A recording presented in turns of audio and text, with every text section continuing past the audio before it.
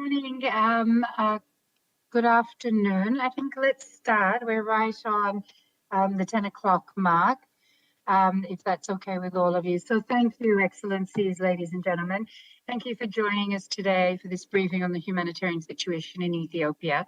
I'd like to start, of course, by introducing our distinguished speakers who are joining on the panel today. So firstly, thank you, His Excellency, Mr. Taye Aske Selassie Amde, the permanent representative of Ethiopia to the United Nations in New York. Ms. Wafa Said, the previous Deputy Humanitarian Coordinator in Ethiopia. And Ms. Eileen Morrow, the Chair of the Humanitarian International NGOs Forum in Ethiopia. They will share with us their reflections on the humanitarian situation on the ground and their perspectives on the way ahead. Ladies, gentlemen, excellencies, given the time and the number of member states that have expressed interest in this briefing, I'm going to hand straight over to our distinguished panel members. So please, Your Excellency, Mr. Aske, I'd like to hand over to you firstly. Thank you, Ambassador. Good morning again, Excellencies, permanent representatives, Ms. Rina Gelani, Director of Operation and Advocacy at the Office of the Coordination of Humanitarian Affairs, Ms. Wafa Said, a pleasure to see you, UN Humanitarian Coordinator in Ethiopia, and Ms. Ellen Morrow, and distinguished members of international organization, ladies and gentlemen. Let me begin by thanking OCHA for organizing this briefing, a session on the humanitarian situation in Ethiopia for 2021. I also wish to recognize and thank you, all of you, representatives of the permanent and observer missions to the United Nations and international organizations for your time and participation. The humanitarian situation in Ethiopia has indeed attracted the attention and the concern as well as the reaction of the international community, especially in the last 4 months. Ethiopia is indeed grateful for the solidarity and support it has been receiving to meet the demands of its population. As most of you know, my country is prone to natural and man-made disaster that expose its people to perilous plights. These disasters that reinforce each other and are further exacerbated by the impact of climate change and conflict, including drought, human and animal disease, pandemics, flooding, wildfires, and competition over scarce resources. I say our challenges reinforce each other because the incidents on their own do not translate into displacement and deprivation. Rather, the embedded poverty and weak resilience of our economy and national capacity make food and water shortage, displacement, and interruption for services to a natural outcome of the incident and risks. I'm aware that there is more interest in the incident that have transpired in Ethiopia over the last 4 months, especially in the Tigray regional state. However, since our problems didn't appear overnight and our national situation is informed by several years of national, regional, and international development, I would like to say a few but important words to give you some context. In the past 3 years, we experienced a series of disaster-inducing incidents throughout Ethiopia, not only in Tigray, but in many regions of my country. Parts of the eastern and central Ethiopia faced drought-induced food shortage, while parts of east and north Ethiopia suffered excessive flooding. Furthermore, the eastern and northern parts of Ethiopia had once in a generation locust infestation that destroyed seasonal crops. On top of this, we had organized and politically motivated violence targeting ethnic and religious groups which claimed lives and displaced many civilians. It was also a year where we added a new member of states to our federation, preceded by considerable political tensions that led to displacement and loss of lives in the southern part of Ethiopia.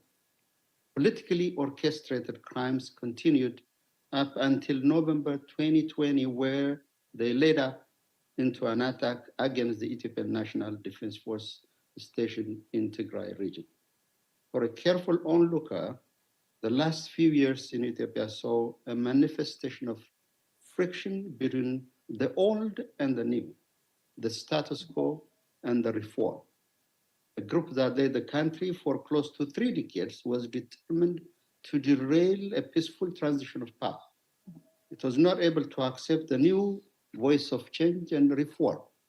It opposed a historic rapprochement with Eritrea and efforts toward greater regional stability. Accustomed to political hegemony and outsized privilege, the TPLF refused to live in equal participation and play a constructive role under the new political dispensation. While the political space was open to a legally democratic discourse and competition, TPLF chose brinkmanship and arrogantly beat the drums of war. On November 4, as I mentioned earlier, it breached what was left of the trust of the people of Ethiopia bestowed upon it and attacked the national army and the wee hours of the night. Not only that, it trained and armed youth groups to commit atrocities of unimaginable magnitude. If it was not for the hastened measure taken by our security forces, we might not have the current sovereign Ethiopia state sitting among you to discuss humanitarian concerns. In the last few months, as we undertook to save the nation and enforce law and order, a considerable number of our citizens in Tigray and adjacent regions lost their livelihood and suffered a serious disruption of basic services, including health, education, safety net, and others.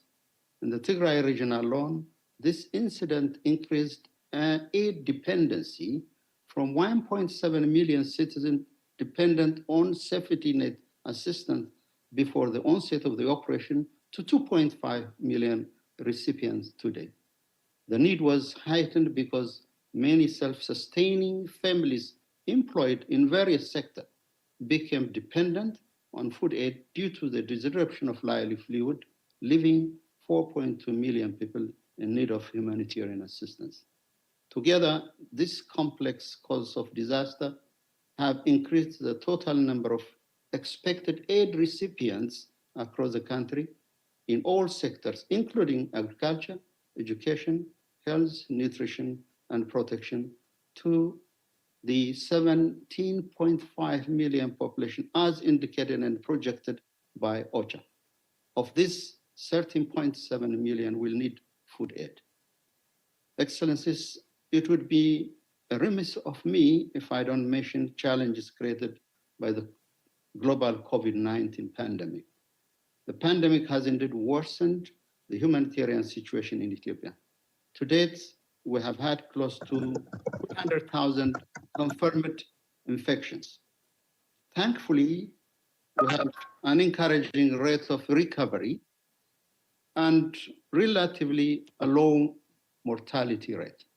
Nevertheless, the recent spike in transmission are a cause of great concern and caution. The COVID-19 pandemic hugely compromised the productivity of the private sector. The labor and job market was hard hit, exposing earners to livelihood difficulties. It also strained health, education, finance, and other fundamental areas. We hope that the global effort to distribute vaccine to everyone and the promise not to leave anyone behind will succeed. An approach that enables countries like mine to speedily access the vaccines through procurement and local production is needed.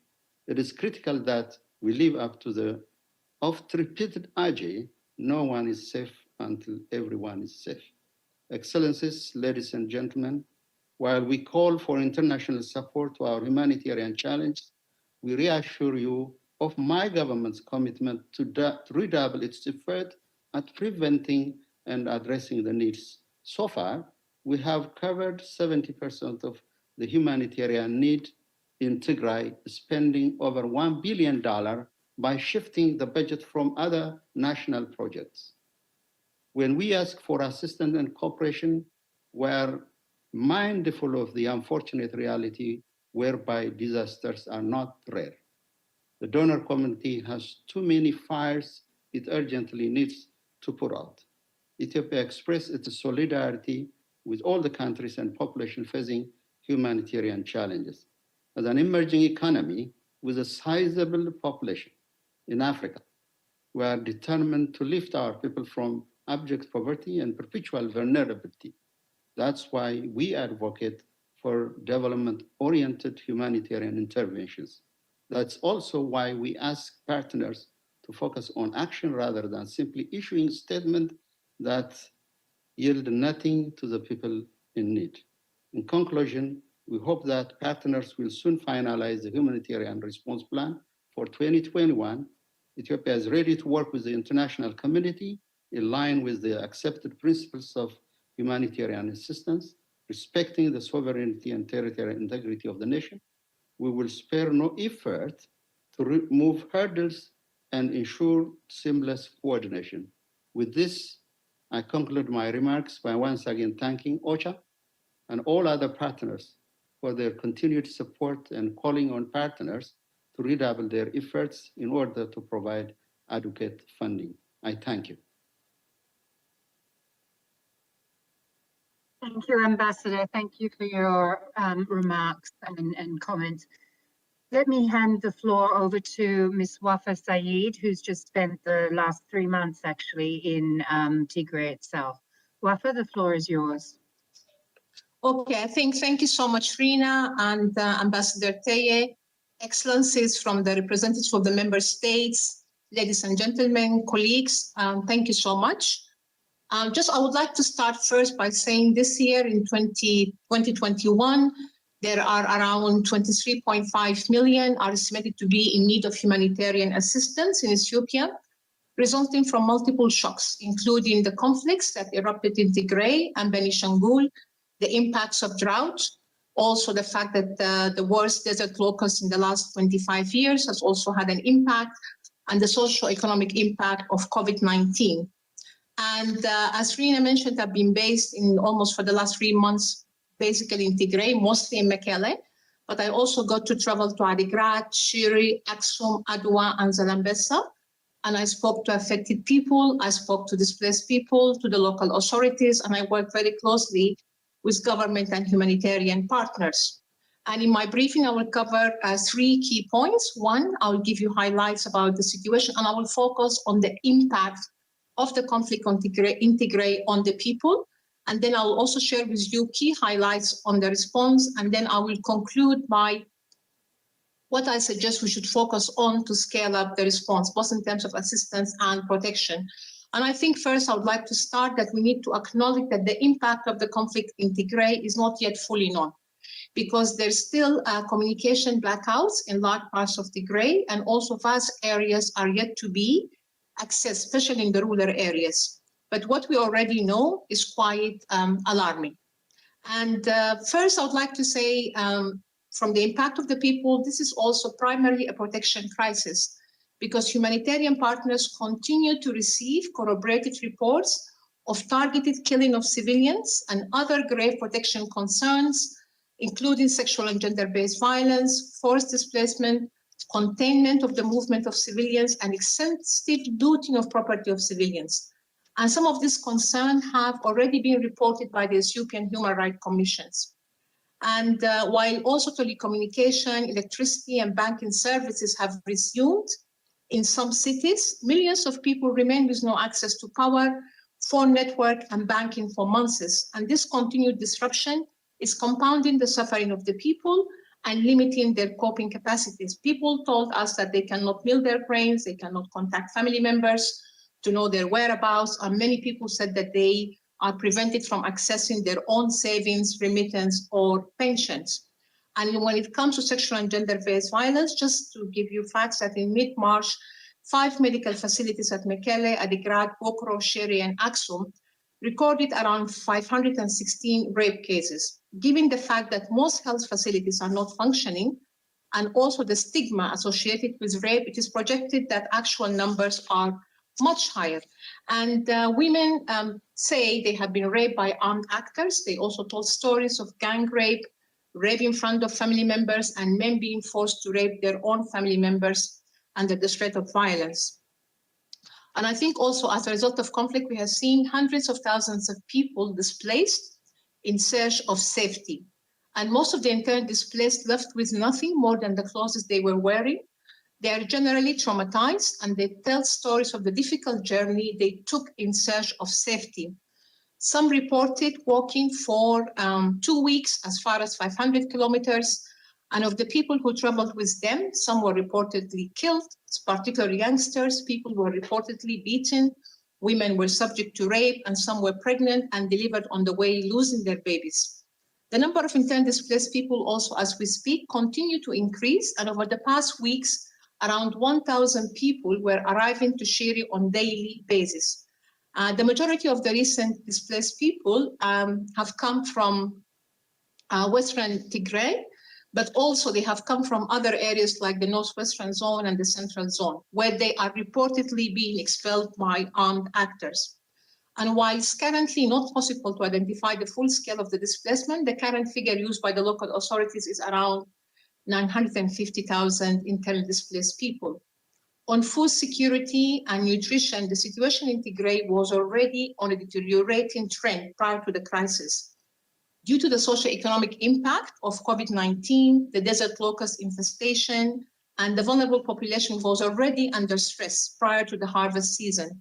And the outbreak of the conflict, the harvest was lost or burned, existing food stocks were looted or destroyed, and food security was also impacted by disruption of commercial supplies, and that many civil servants are yet to receive their salaries of the past months.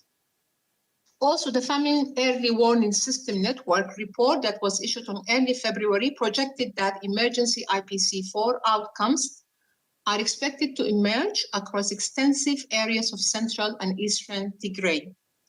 And there was also a rapid nutrition assessment that was done in the first week of March that indicated amongst screened children under 5, the proportion of those affected by global acute malnutrition greatly exceeded the emergency threshold of 15% in all the 6 warriors that were assessed. And according to the interim administration, they report that 4.5 million people need food and 2.2 million people need non-food items. But when affected people themselves are asked, they flag 2 things. They said their priority is food, and the second is safety and security. I think also on the Eritrean refugees, the Ethiopian government announced the closure of Hitsas and Shimelba refugee camps, and satellite images emerged on the destruction and dismantling of these camps. And UNHCR highlighted their priority is to gain access to around 15 to 20,000 refugees previously housed at the Northern camps who were dispersed during the conflict, and to accelerate their relocation for those prepared to move to Meyaini and Aidi Harush camp. And as of 8 March, UNHCR informed that around 6,300 refugees from Hitsas and Shimelba had arrived in Aidi Harush and Meyaini camps. On health, most of the population, in particular in the rural areas, have very limited access to health, and due to non-functioning of facilities and lack of drugs and vaccines. And it is estimated that 82% of the around 229 health centers are not functioning, or communication is yet to be established with them. And there are several reports received about mothers dying while delivering at home because the referral system that was in place now is not functioning. And only 55 out of previously were around 260 ambulances are estimated to be operating. And many ambulances are reported to be taken by armed actors. Also, surveillance activities are quite minimal, and many health centers have been vandalized or destroyed preventing people access to health. Just in the second week of March, there were 12 health facilities that were reported looted. On water, there was a survey at end of February for 13 towns and found that 57% of the boreholes were not functioning, and also all the schools remain closed, impacting 1.3 million children access to schools. And there are also many facilities like schools, water points. Some of the health facilities are also occupied by armed actors. And just to conclude on the situation, UNHCR since early November reported that 62,000 people have crossed the border to Sudan seeking safety. I'll just say 2 points on the access. I think one thing, there are multiple actors in the region. We have the Ethiopian National Defense Force, the TPLF, the Amhara forces, the Eritrean forces, and also there is ongoing insecurity and clashes. And this context is also impacting on the delivery of humanitarian assistance. But I also want to share that the government in the early March shifted to notification system for deployment of humanitarian actors, and this has really been very helpful and very positive in terms of deploying of the humanitarian capacity and increasing the capacity. This is really a positive development to be acknowledged. I now want to highlight to share with you a few highlights on the response, because the level of the response has been increasing. But if you compare the level of response with the scale and the urgency, we found that it is not significantly inadequate. And I also want to flag, when I was there was an emergency coordination center in Mekelle led by the government with the participation of the partners. And the discussions at that forum are frank, are solution-oriented, and this has also helped in the response. And also the partners have scaled up in sending more colleagues in both Mekelle and now more in Shere to support the coordination, to support the implementation. And in terms of the response, the government reported that through the National Disaster Risk Management Commission, that food has been distributed to around 3 million people. And I think just to be openly, I think one of the points that the Emergency Coordination Center discussion is about how also, given that the insecurity is impacting or reaching food for the rural areas, how to improve that to reach people in the rural areas and how to complement the food basket, because millions of people are receiving only grains, but there is need to give people enough food basket. And the partners also have reached around another 1 million people with food through the joint emergency program. And also food has been distributed to the refugees in Mehaini and Aidi Harouche camp. In terms of the water, hygiene and sanitation, more than 500,000 people have received access to water, mainly through water tracking, but also some of the water sources have been rehabilitated, and around 150,000 people received also access to what we call them water, hygiene and sanitation non-food items and to shelter items. And also on health, now there are 49 mobile health and nutrition team, and quite a number of them are being deployed to the Regional Health Bureau to different parts of the region, including some of the hard to reach areas. But also they're working in some areas impacted by the insecurity. On nutrition, I conclude on the response. I think supplies has been pre-positioned with the Regional Health Bureau in 12 facilities to support treatment of severely acutely malnourished children. And now already severely acutely malnourished children are being treated with these supplies in a number of facilities. And also more than 32,000 children under 2 and pregnant lactating women have also benefited from blanket supplementary feeding. So from this figure, you see that there is level of response, but I think, as I mentioned, when you compare it to the scale and the urgency, it remains significantly inadequate. And I want to conclude by 3 key points. I think I gave you these figures also to show the impact of the conflict on the people. And I think there's a call to that all parties to the conflict need to abide by the obligation under the international humanitarian law to protect the civilians and to spare them the impact of this conflict. And also there is a need to prioritize and to enhance the protection of civilians, to hold those who are attacking civilians to account, and also to expand the quality and the reach of the protection response itself. I think the second priority should be also to access the hard to reach population, because due to insecurity, some of the warriors have not even, for example, received food assistance or limited assistance. There are 6 warriors, mostly in central zone. I think There has been a lot of discussion about how to double effort to reach this population. I think that should also be a priority. And lastly, now that there is capacity and access, there is need for flexible and adequate level of funding to scale up the response and to prevent further deterioration of the response. And I think also now the figure about the humanitarian response plan is about 1.7 billion for all the needs in Ethiopia for the different regions. Around 400 million of that are for the needs in Tigray. And finally, I would like also to reinforce the call made by the Secretary General on the need for dialogue and for peace. Thank you so much, Rina. Thank you, Wafa, for the latest information from the ground as well. I'll now hand the floor to Eileen Morrow, please, the chair of the Humanitarian INGO Forum in Ethiopia. Thank you, Eileen. The floor is yours. Excellencies, thank you for the opportunity to brief you today on behalf of the Humanitarian INGOs, the HINGOs, an informal network of 56 humanitarian INGOs in Ethiopia. I want to start off my briefing by providing an overview of the HINGO's response in Tigray to date, and then cover 3 issues impacting the response, namely physical access, access to essential services, and funding. The HINGOs are principled humanitarian actors and work with the consent of the Ethiopian government and abide by the laws of the country. In 2019, the HINGOs reached 28 million people in need. We employ over 13,000 staff, less than 1% of which are expatriates. Prior to November, 17 HINGOs operated in Tigray, primarily on development and in the 4 camps for Eritrean refugees. When the fighting started, nearly all 600 HINGOs stayed. These committed staff members and local partners were essential to mounting the humanitarian response. These staff were deeply impacted by the events that followed. 6 humanitarians were killed. Some have no knowledge of their families as the widespread communication blackouts have prevented contact. Many staff are traumatized by what they have personally witnessed and are continuing to witness. The stories our staff hear from innocent civilians are hard to comprehend. How family members were killed, how girls were raped by armed actors, the wounds and scars on the bodies of children, the wanton destruction of personal property.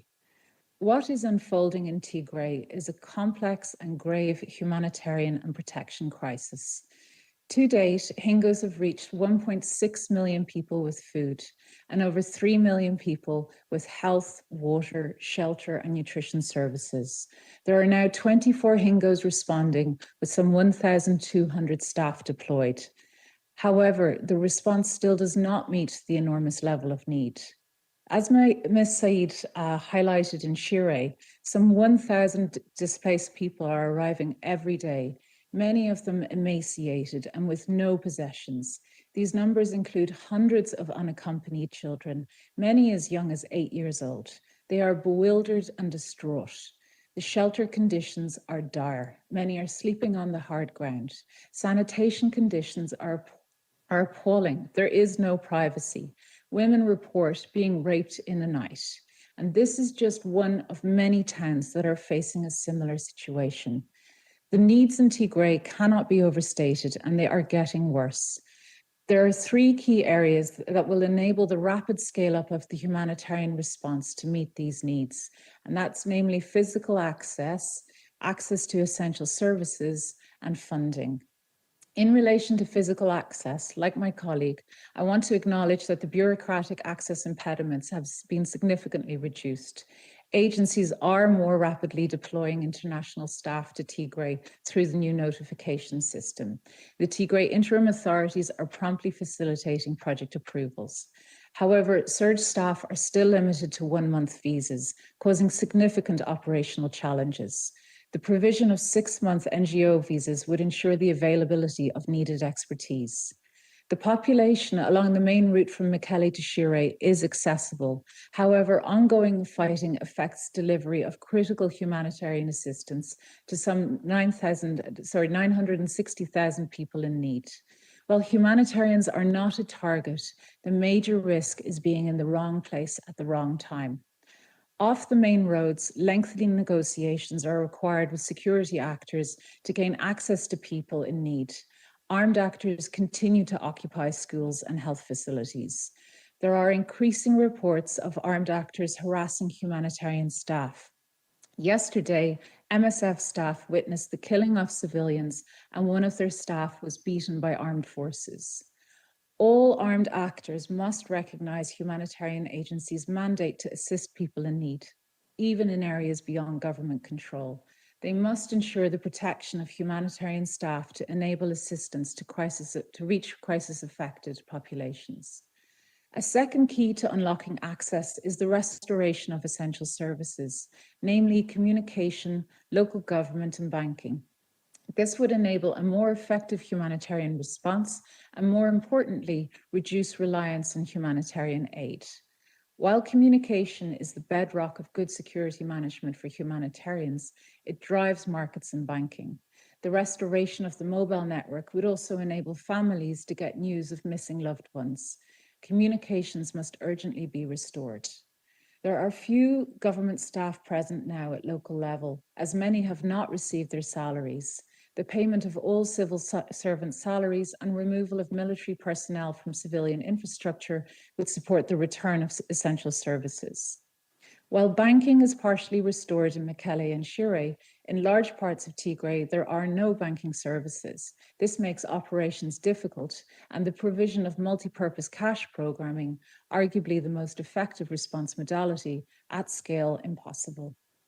The restoration of banking services and the removal of banking restrictions must be prioritized. The third challenge is funding.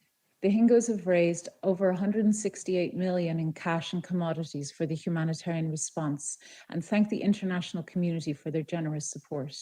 Unfortunately, as I've outlined, without an end to the fighting and conditions that allow full humanitarian access, it is not possible to estimate the full cost of the damage and the full cost to the civilian population, whose lives and livelihoods urgently need to be restored.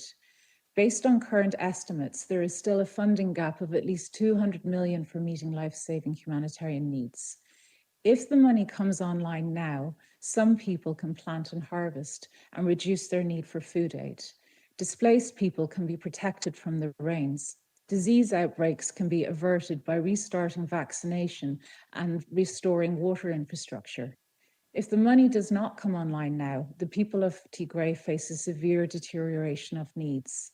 If donors can front load and significantly increase funding, this can be prevented. People need help now. Your concern and your support are essential. Thank you.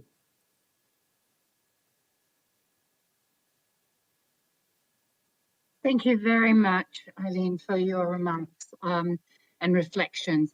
Let me now go to the floor and hand over to delegations who have registered. I'd first like to hand the floor, please, to Her Excellency Geraldine Byrne-Nason from Ireland. Thank you, Ambassador. Thank you very much indeed, Rena, and I want to thank our really excellent briefers this morning, Wafa and Eileen. Thank you very much indeed. It's really vital that we hear perspectives such as you've given us this morning, right from the ground. And of course, I want to thank my friend and colleague, Ambassador Amdi. You're hearing your perspective directly, Tai, as a representative of the government of Ethiopia is very important. As you know, Tai, Ireland is a friend and partner of Ethiopia for decades, and we share concerns about the humanitarian situation in your country. Ethiopia is making concerted efforts to improve humanitarian access and to meet the needs of those most affected by the conflict in Tigray, as we've just heard, and we welcome this. It's encouraging to hear of progress that's been made to date and the efforts to re-establish basic services such as hospitals and schools.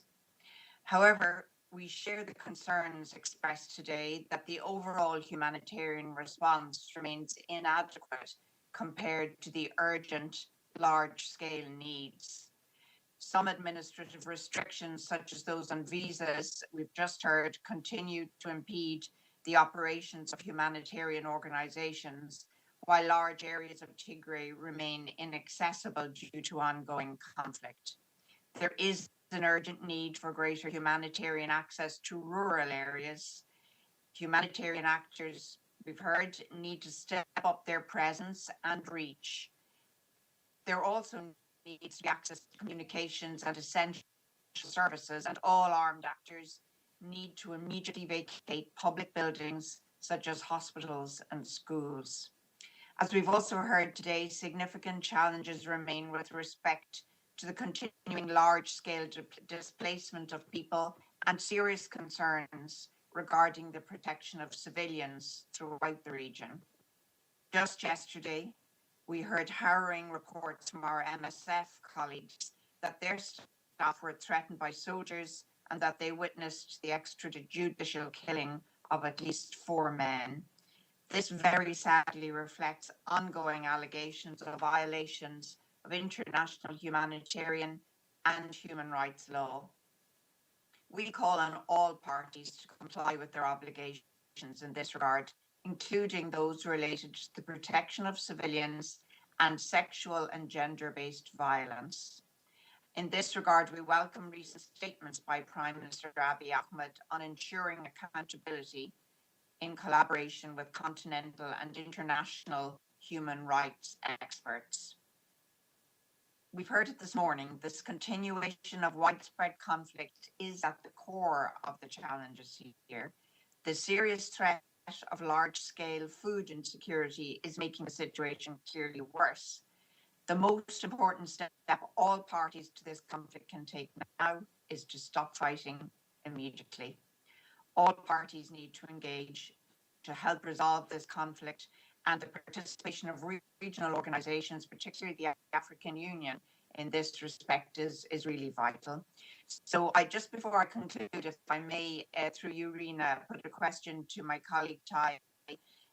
Tai, after 5 months in now, there clearly, we've heard this morning from our briefers, many people that we can't reach. Could you talk to us a bit about the biggest impediments to access and how we can better help to support an improved and much needed stepped up humanitarian response? Thank you, Rina. Thank you, Ambassador. We will come back to the panel members for further comments and to answer any questions. Let me next please turn to the representative to the European Union, please. Yes, we're not united yet, but we are a union. Thank you, Rina, and thank you to Wafa and Eileen for their brief. Clearly, we remain concerned about the situation. There's still a large part of the population that is cut off from basic services and communications. But there are positive steps, and we have to acknowledge it. This notification system has been tested. It seems to be working. And it's a breakthrough in that respect. But we need to speed up at the same time the procedures for the importation of humanitarian aid and, importantly, communication equipment to make sure that humanitarian workers can operate also in the most remote areas. So we as the European Union, together with people who are here, I'm pretty sure, are going to keep a close watch on the practical constraints that are imposed on independent and impartial access, both for the beneficiaries and for the humanitarian actors. And we will continue to support civil-military coordination and advocating as necessary that communication equipment is allowed into Tigray.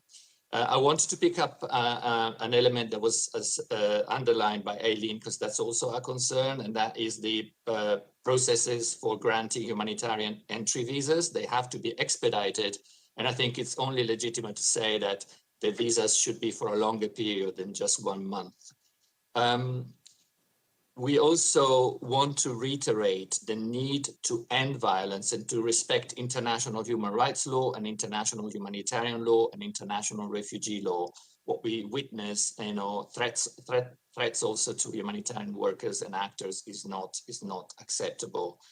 And finally, although we see now better access to some areas, this is mainly covering big cities and areas alongside main roads. We need to be able to reach also remote locations and ensure that all people in need can effectively access humanitarian assistance. And for this, we need to scale up our humanitarian aid, especially provided by experienced partners.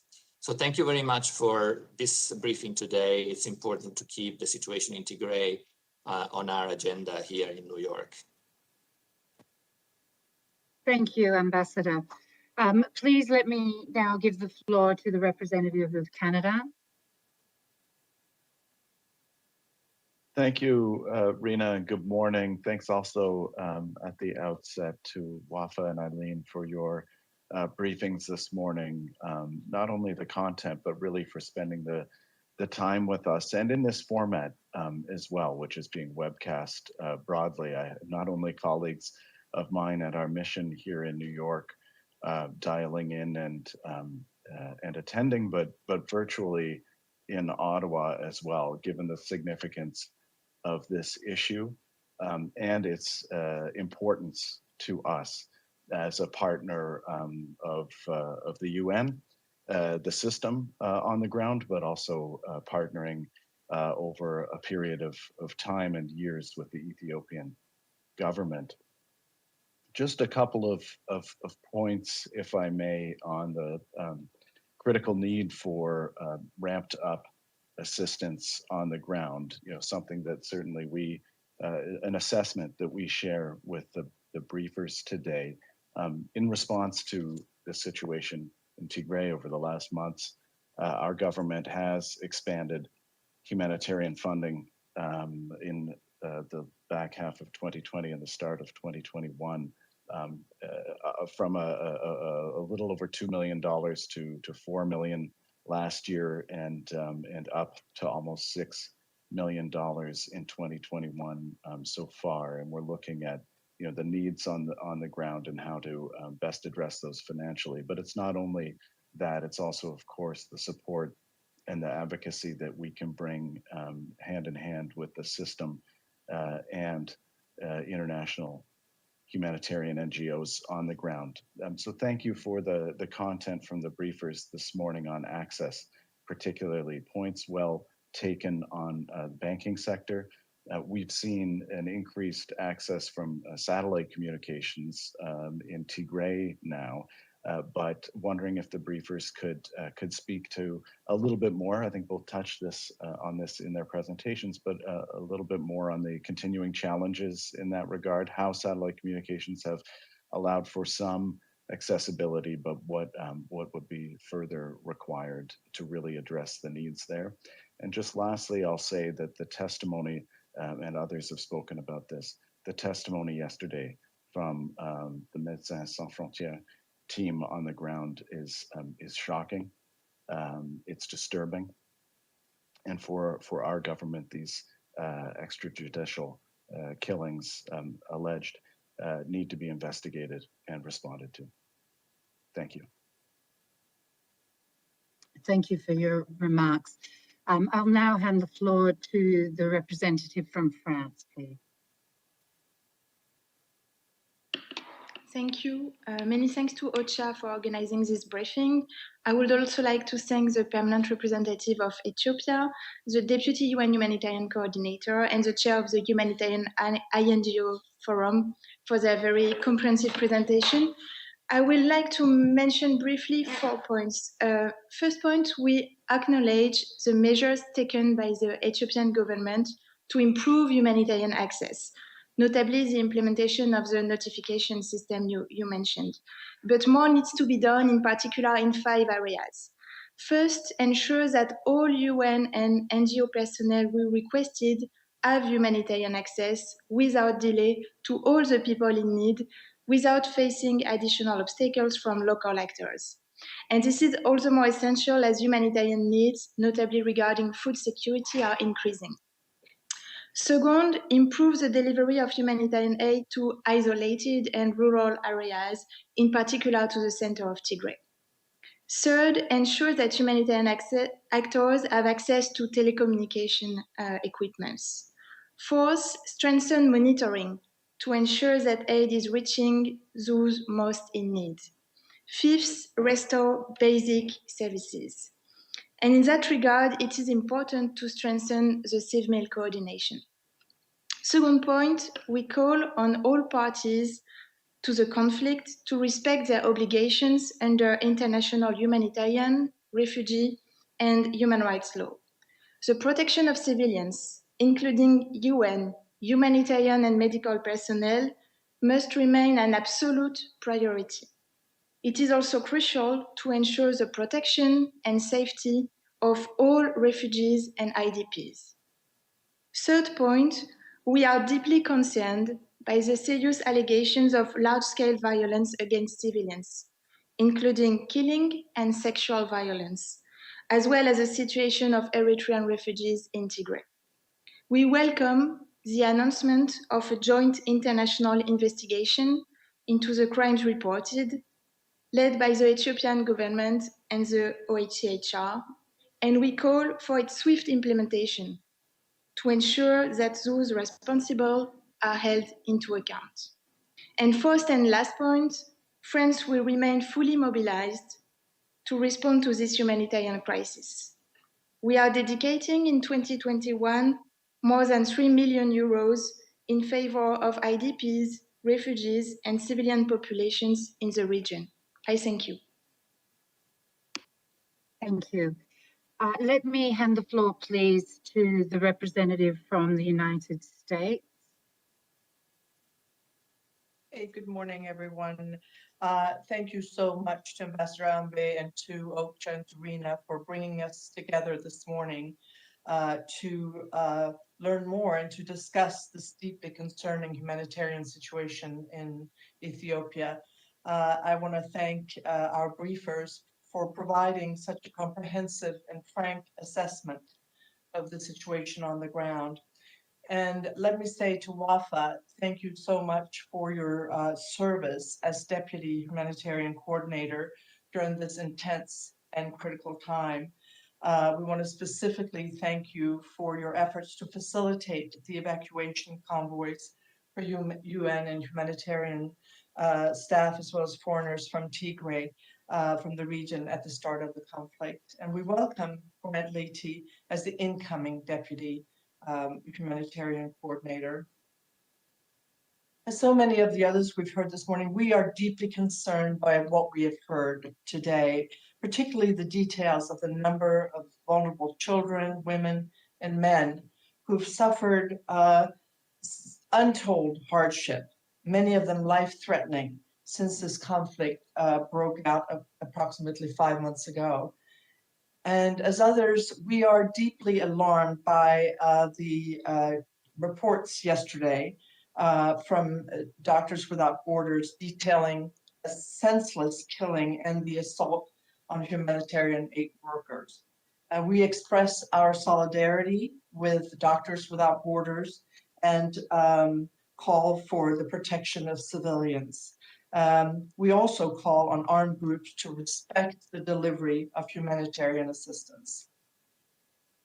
2 weeks ago, in the UN Security Council, the United States spoke about our concerns about the impact of conflict on food security in Ethiopia. And we've learned here today even more details about just how severe the impact of the ongoing violence has been on the lives of so many. We recognize the government of Ethiopia's recent announcement allowing humanitarian agencies unhindered access to the Tigray region, and we acknowledge that the implementation of the notification system has resulted in some improvement in the movement of international staff to Tigray. This is essential to continued and effective operations. Humanitarian organizations continue to face challenges in both identifying and accessing beneficiaries, especially those in rural areas, and humanitarian workers continue to face threats to their own safety and ability to operate. Fighting continues in some areas of Tigray, making access difficult and posing a continuing threat to civilians. To improve the ability of humanitarian organizations to do its work, it's critical that the government of Ethiopia allow them to import and operate emergency telecommunications equipment. And just as Sylvia also spoke about, this equipment is urgently needed to enable humanitarians to safely expand their reach to vulnerable populations outside the main towns and major roadways. We note that some progress has been made in this regard. The United States calls on the Ethiopian government to uphold fully its commitment to safe and unhindered humanitarian access, and underscores the need for the forces operating in the Tigray region to end the fighting immediately. The humanitarian situation will continue to worsen without a political solution. We also reiterate our call for the Eritrean and Amhara regional forces to immediately withdraw from Tigray. And finally, the United States is deeply committed to the efforts of the UN and other international actors in getting life-saving support to those who have borne the brunt of this conflict and who now face unimaginable challenges in rebuilding their lives and their families. Long-term peace, stability, and reconciliation cannot happen until there are independent international and domestic investigations and the government follows through on its promise to pursue justice and accountability for all. Thank you.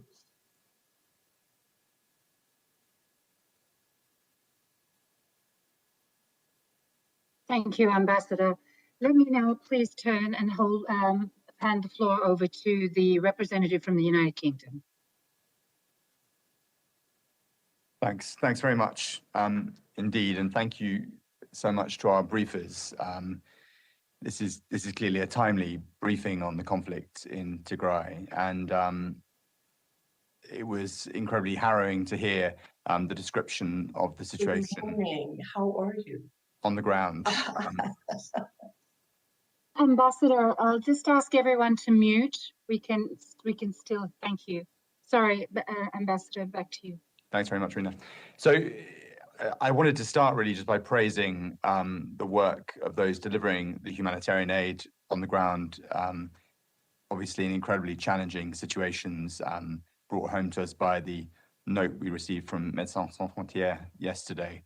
And often in both life-threatening circumstances, but also in circumstances where, as we've heard, their communications are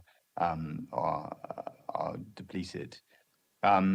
I also want to thank Ambassador Amdi for coming here today to engage with the issue. I think it's encouraging that the government of Ethiopia is willing to listen and to discuss these issues. But I think this is something that over the coming weeks and months, we're going to have to continue to focus on as the crisis evolves. And I think we need to continue to urge Ethiopia to work with partners, humanitarian partners, and others to meet its obligations to its citizens in this region. And that's one of the key points. Because it's clear from the briefing that we've heard today that we are at a critical point in the conflict, and that many people across Tigray are really being pushed to the brink. And I was struck by several elements in the briefing. The first is that OCHA is describing the context in some areas as catastrophic, not a word that it uses lightly.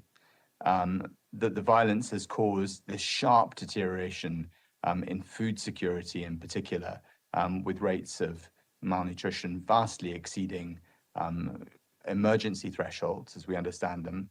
And also those awful reports of gender-based violence. We know there have been 516 self-reported cases since November, but it's clear those reports represent the tip of the iceberg. And then critically, we also heard about the disintegration of essential basic services as a result of the orchestrated campaign of looting and the destruction of vital infrastructure.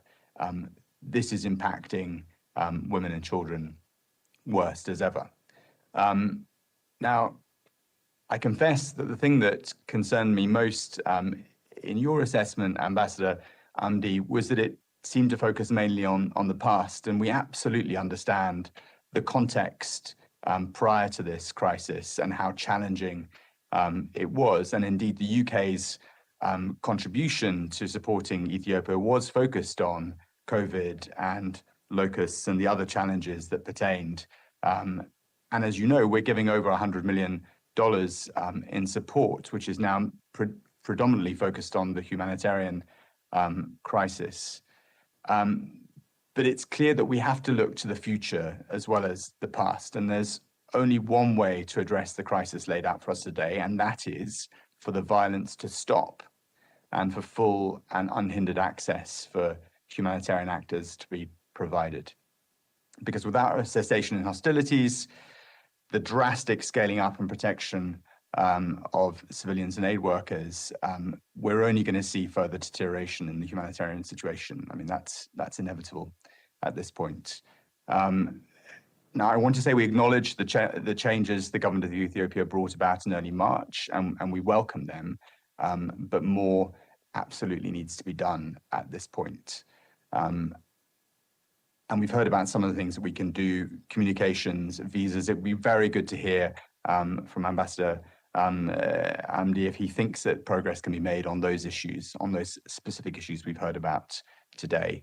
I just want to say at the very end, when this conflict began in November, we were told at the time that Ethiopia was doing this. It was a law enforcement operation as a sovereign state who have the capacity to manage its own internal affairs. It will wrap up soon and by ending impunity. We were told on the 28th of November that Mekele was under the command of National Defense Forces, and this was essentially over.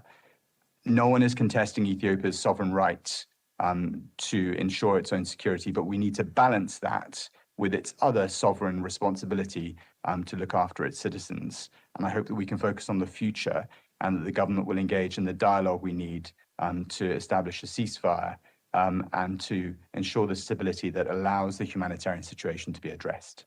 Thank you very much. Thank you, Ambassador. Let me now hand the floor to the representative from the Netherlands.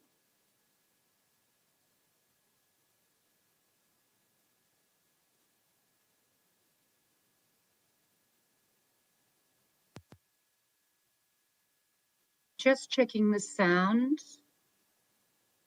We may have an, that sounds like we might be. Maybe now? Yes, please, the floor is yours. Perfect. Okay, great, sorry. I would like to start with thanking the different briefers of this morning. It's much appreciated that you like to brief us here today on the situation in Ethiopia.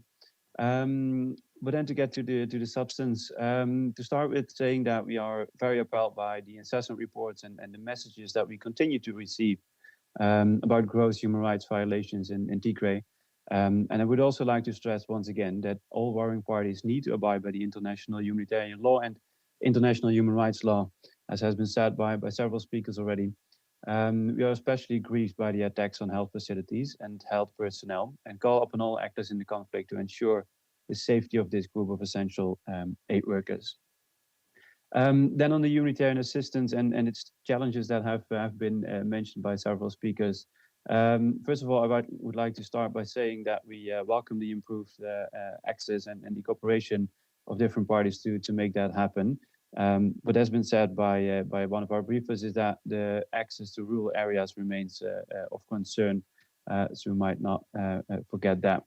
Then a specific remark and also question about the beneficiary selection. I would be interested to understand a bit better whether you are able to access all parts of Tigray and if you are able to access all those people most in need, and if you experience any irregularities concerning the beneficiary selection, since beneficiary selection obviously is a very important part of the humanitarian assistance being delivered, and which can be quite hard in hard to reach areas.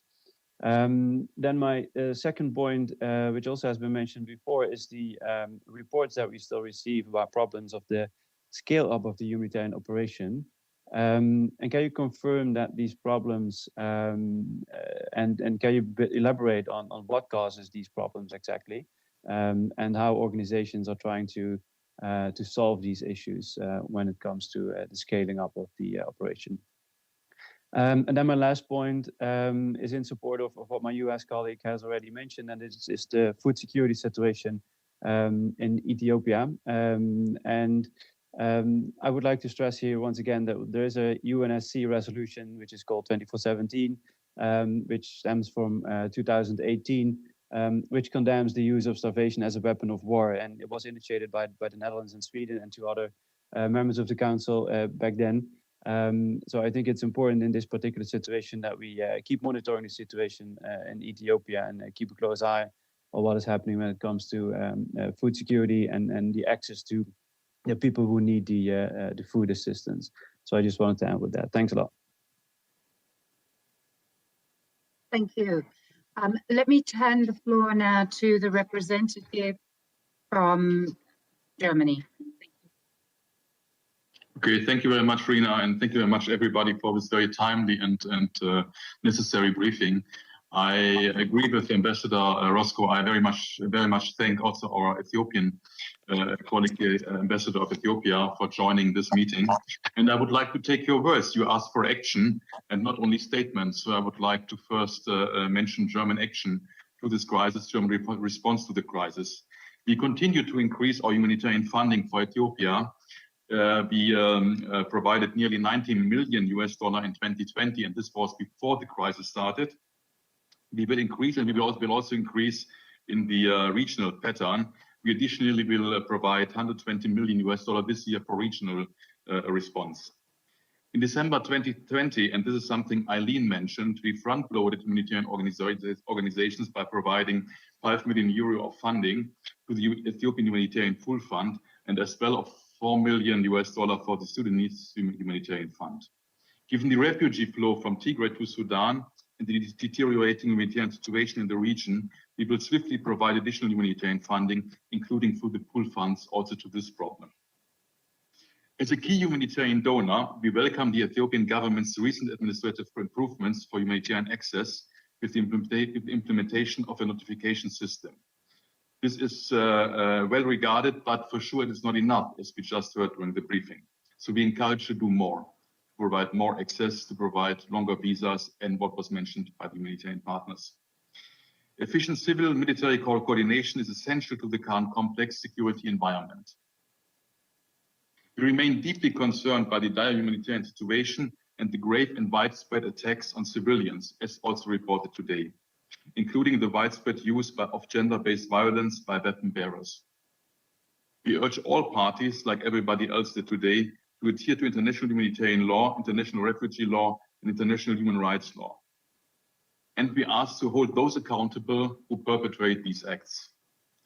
And let me end with saying further action is needed also on this, and not only statements, and we encourage to do so. Thank you.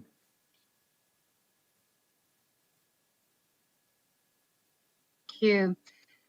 Let me hand the floor now. If I could hand the floor, please, to the representative from Austria.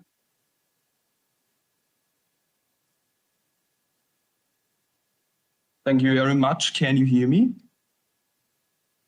I will be very brief. We would like to thank OCHA for organizing this timely briefing and thank the briefers for the comprehensive information provided and the permanent representative of Ethiopia as well. Ethiopia is one of the priority countries of the Austrian Development Cooperation, as well as with regard to humanitarian assistance.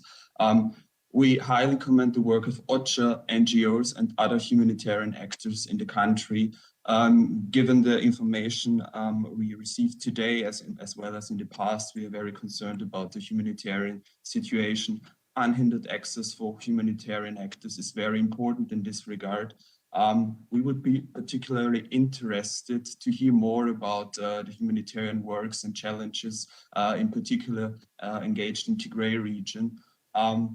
Of course, all parties to the conflict have to respect obligations under international humanitarian law and human rights law.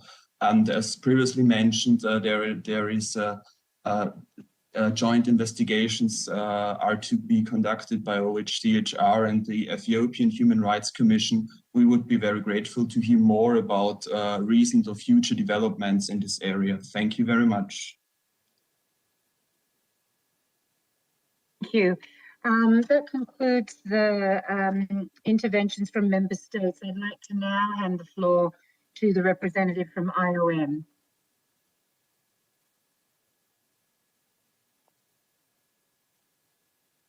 Thank you, Rena. And thank you to all the other presenters.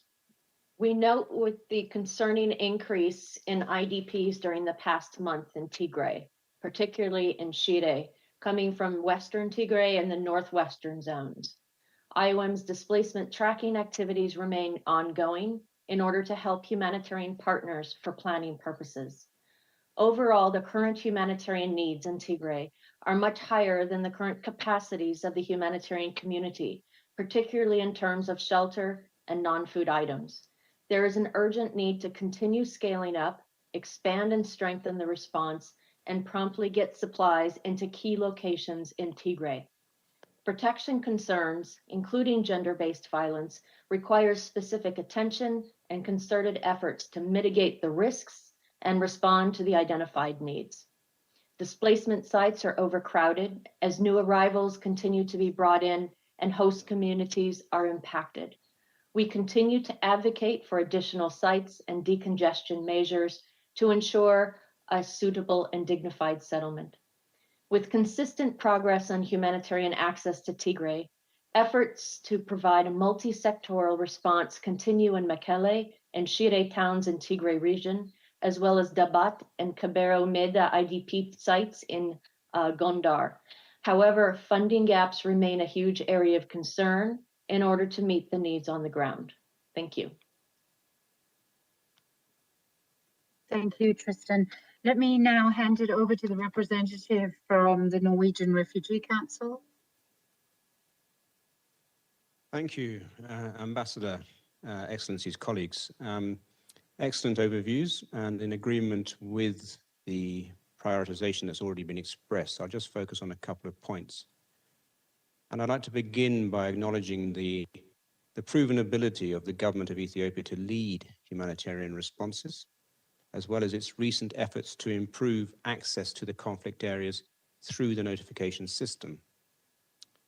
However, NRC is still very concerned about the limited banking and communication services available to us and those that we serve, which significantly hinder a response at the scale needed. And we ask that these are restored at the earliest possible opportunity. We also recognize the improved capacity of the UN in country, and in doing so, it's important that the UN leadership keeps a strong focus on further opening access to new areas so that the populations that have not been reached for months now can now be served. And that the UN increases its efforts to mobilize the adequate funding so that the collective national and international response can be maximized as soon as possible. This will require a significant and rapid increase in funding compared to the level we see today and we have seen over the last few months. Thank you. Thank you. The next delegation to take the floor is from Oxfam, the representative from Oxfam, please.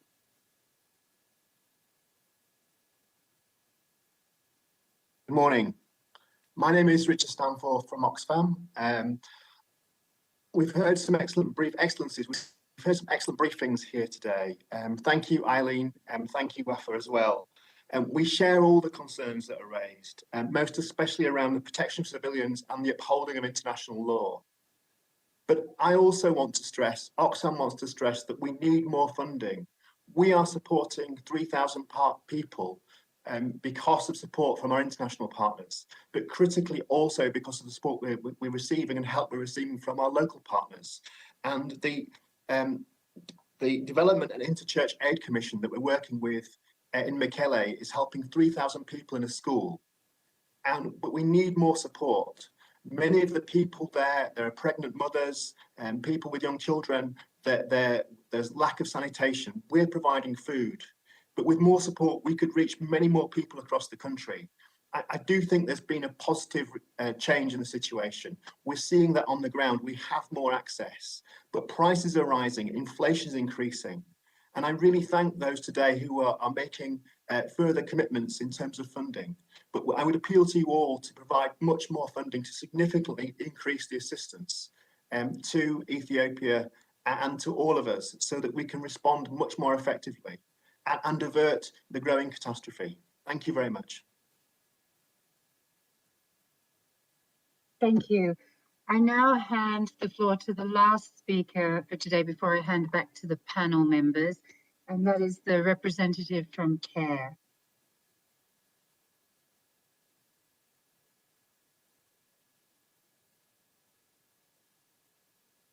Representative from CARE, are you able to unmute?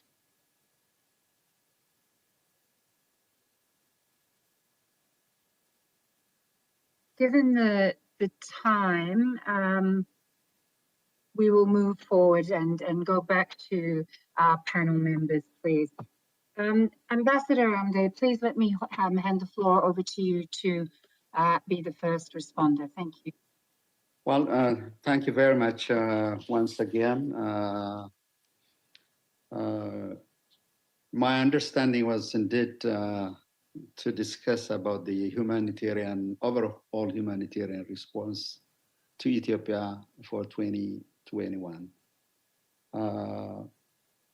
Of course, the challenge that we have faced in Tigray is one among many issues that request and demand our support and assistance, as well as the international community's support in that regard.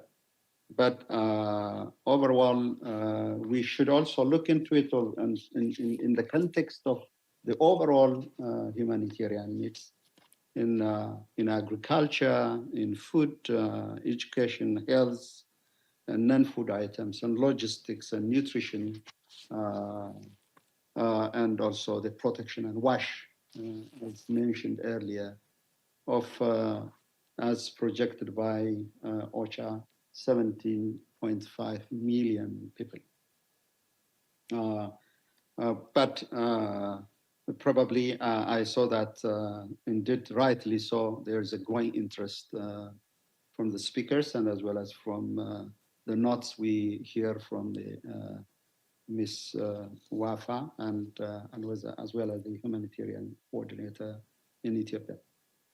Probably the first thing that I would, I'm not going to go through all the points you raised, but I would encourage if we can also compare our notes and what's going on the ground on the one hand, and also the Ethiopian government effort in overcoming the challenge that is imposed on Ethiopians by a very small Ruffian group called TPLF. With regard to our notes, is that with regard to education, we are very much encouraged that in Tigray, over 1,000 students sit for the 12th grade Ethiopian school living certificate examination in various universities in that region. We understand that there are more also to take this examination. That's something that the government is working also. Regarding with the preparation of schools in the region, mainly it is completed and we are looking forward to open schools as quickly as possible. And extensive discussion is being undertaken with teachers and parents about the school commencement process, because it's indeed very, very, very critical. Secondly, with regard to the health sector, everything is not doom and gloom as one way or the other portrayed, because 75% of the hospitals in Tigray region are now operational. There were about 40 hospitals. It doesn't mean that every region in Ethiopia has 40 hospitals, but many of the hospitals have started functioning and 10% are operating partially. The rest are carrying out maintenance and to continue to provide services as well. And to the reports that I have, more than 90% of the healthcare workers are on board and have reported to their posts. And also, of course, as mentioned by Wafa, about 30 medical teams are roaming the area and going and also providing basic health services. Preparation are complete even to relaunch community-wide COVID-19 test over the next weeks or so. So in the health sector, we see that, of course, many hospitals are functioning. Some are still struggling with supplies, but they are up and running. And one of the most critical worries that we have is regarding the agriculture sector, because the conflict was imposed on our people during the height of the harvest season. Unfortunately, many were not able to collect their harvests. Either they have to hide for their lives or flee the area. But the coming rainy season is very, very, very critical. So food distribution to safety net users, as mentioned earlier, is underway in collaboration with international humanitarian actors and stakeholders. Food was also distributed to aid recipients in certain waradas that don't have access to safety net for that matter. Financial and material support to the agriculture sector has been dispatched to the region from the center. Massive work has been done to restore regular agriculture activities before the rainy seasons. Rehabilitation work has been carried in 20 waradas to reconstruct agriculture structure. And we had to rehabilitate about irrigation works in 7 waradas. Preparation to expedite distribution seeds and fertilizers, very essential one, is completed because it has to reach way before the rainy season. Otherwise, we will find ourselves in the same conundrum of looking for alms and handouts. So I would say there is a significant progress, as some of you underlined. But regarding some of the most important issues that you raised, particularly safety and protection, as most of you have acknowledged, the Ethiopian Human Rights Commission has just released the third report, which you have seen it, since the commencement of the law enforcement operation in Tigray region. The first one was on Maikadra, a much forgotten massacre, which is not in the books of or in the scripts of men. That is a place where close to 1,000 young seasonal laborers were brutally murdered by a TPLF youth group called Samri. They murdered and mutilated and ran away across the border. Now they are in safe havens of refugee camps. And the the Ethiopian Human Rights Commission has compiled this report. The second was regarding the sexual violence perpetrated by serial rapists who have been kept in maximum prison, and they were deliberately released when the TPLF left Mekelle. They easily roam around the cities and towns and inflicted heinous crime on our girls. That was also a report by the Ethiopian Human Rights Commission. The latest report contains the Commission finding on different scales of violation of human rights. The procedure is that the Commission, will refer its findings to the government, and based on that, the allegations of rights and crimes committed not only in Tigray, but in the Amhara region, will be further investigated with the purpose of gathering evidence and instituting criminal proceedings and bring charges against all the perpetrators. And we have a zero tolerance policy. There's no culture of impunity. We have passed that. So everyone who committed crimes will be made responsible for the crimes they have committed. Regarding the issue of cessation of hostilities, Prime Minister Abiy issued a couple of days a statement that those who really very much care about their people in Tigray should have that courage and brevity to hand over themselves to the law enforcement agents and help us in rebuilding the much distracted region of ours, Tigray. So we're trying our level best to apprehend those who committed crimes, egregious crimes, but in the meantime, we call upon them to hand over themselves and have their days in court. This, we believe, is the right approach so that we're not giving anyone out there, not only in the Tigray region, but in any parts of Ethiopia, that whoever committed a crime must be accountable. Otherwise, we don't have any other means to stop this perpetual quandary of raising arms and attacking the livelihood of our people.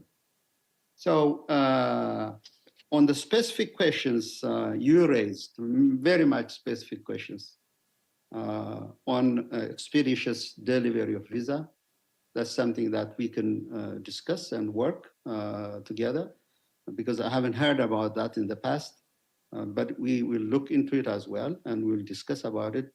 With regard to telecommunication equipment, that's also something that you can raise it at the bilateral level, and also we will raise it at all levels with the government officials. So having said that, what I would say is that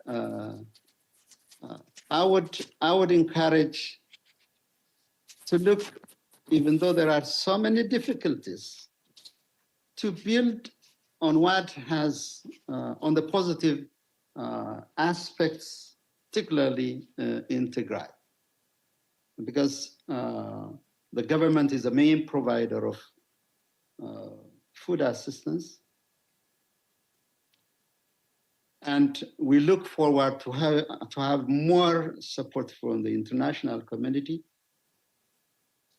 As you know, there are a little bit over 120 humanitarian agencies in Tigray, and also a little bit over 1,000 expatriate works.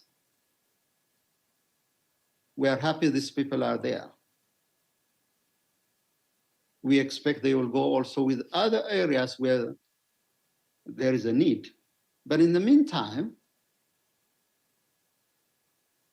they should be able also to provide services. They are most welcome, they are there, but also they have nothing to provide, frankly speaking, because aid is not coming in.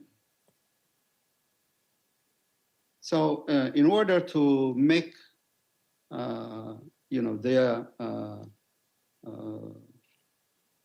make them more impactful, they need your support. The international community has to come forward and provide support. You know, my country formed with many challenges. And of course, the very barriers it overcome for centuries.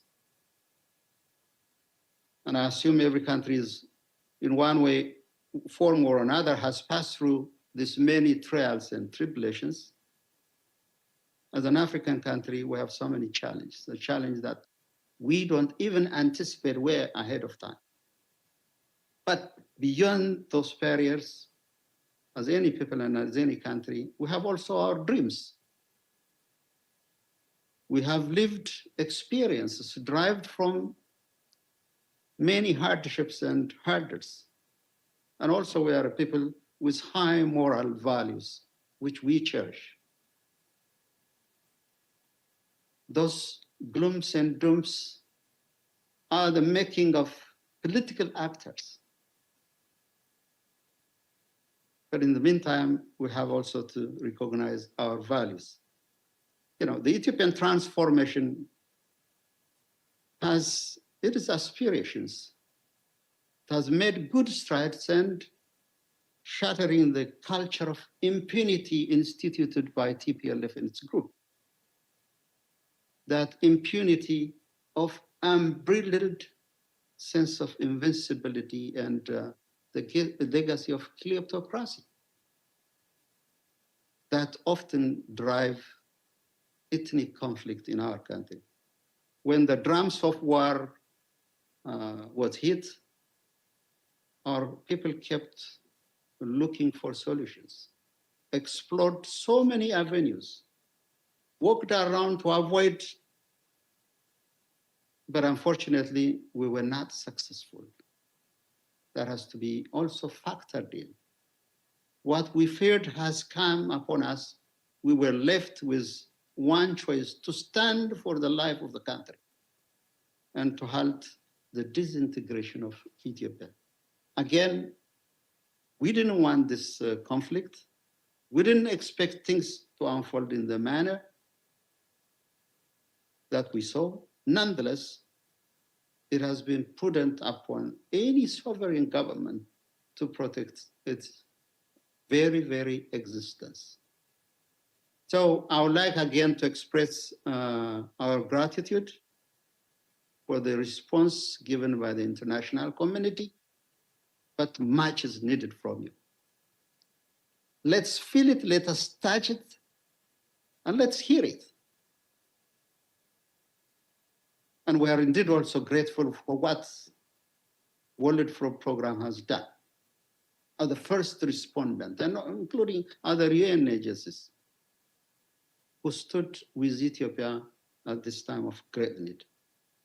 We have seen and read so many statements issued by many UN agencies. We fully understand and recognize concerns for Ethiopia. We have never, ever second-guessed your statements, but your individual or collective pronouncement should be supplemented with tangible and meaningful assistance. We encourage humanitarian workers to keep their lane, and as well as to come with much needed support. We love statements, as also mentioned earlier, but we don't eat statements. Our people don't eat statements. We love to see in Twitters your concerns. We very much appreciate it, but we don't eat tweets. As an old and dignified nation, we have stretched our hands in the past. If the past is the never past, and if the past is the present, no one, had turned their backs on us. So we appreciate your support. Nor there will do now. We will certainly bounce back and bounce better. So I wish I could have gone in details on the questions raised, but could be issues that we cannot also deal at a bilateral basis. So thank you very much. Thank you for your attention. Back to you, Rin. Thank you, Ambassador. Thank you for your response and for your engagement here today. I'm just conscious of the time, so I'm very briefly going to give Wafa the floor and then Eileen, and we will close quite quickly. Okay, I'll just try to address the question that was raised, whether there's a problem with beneficiary selection. And I would say it is not like a systemic challenge, even in the cases where there has been effort to interfere with beneficiary selection. I think that has been addressed successfully. I think the focus now is to ensure that the people themselves are aware what is the assistance to be provided and who's prioritized, and to have a system to provide feedback. And I think now we are working on having that system in place. I know there's not a lot of time, Marina, so I'll stop here. Over to you. Thank you, Wafa. Eileen, over to you. Hi, just briefly, thank you for the reassuring remarks, Your Excellency, that you will be following up on the satellite phone approval. This will really help the Hingos improve their humanitarian assistance and reach more areas. We also welcome that internet has been turned on in 3 agencies in Tigray, and hope to see that internet can be restored for more agencies. I would also like to take this opportunity to recognise how supportive NDRMC, in particular the Commissioner Ato Matiku, has been to the Hingos and in mounting the humanitarian response, and that food we have seen is getting to people. So again, just to thank you for that. Thank you, Eileen. So please allow me to conclude. Thank you to all the member states for their support. In these sort of unprecedented times, we need solidarity more than ever. And so apart from the strategic support that's provided, we also thank you for the support provided to the humanitarian response, and please ask you to continue that support. Thank you to our speakers, particularly to Ambassador Amde, and we look forward to engaging further on the conversation with all of our panel members. Thank you.